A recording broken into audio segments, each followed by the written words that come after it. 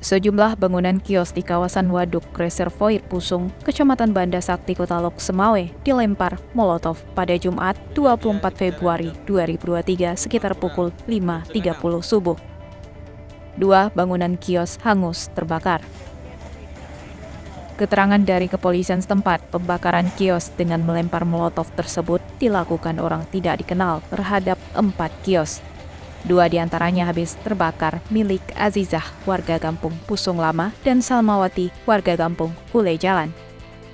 Sedangkan dua kios lainnya yaitu milik Amiruddin asal Gede Aceh dan Wakli asal Komplek Mutiara hanya terbakar bagian depan saja dan tidak menghanguskan material bangunan. Kapolsek Banda Sakti Ibtu Faisal menerangkan sudah menurunkan tim ke lokasi untuk melakukan penyelidikan, mengambil keterangan saksi korban dan saksi di lokasi kejadian, juga telah menurunkan tim identifikasi. Ibtu Faisal mengatakan saksi melihat 4 orang keluar dari dalam mobil Innova Reborn.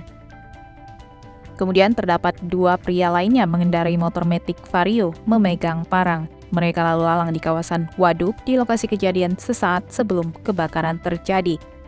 Jadi mereka diduga sebagai pelaku.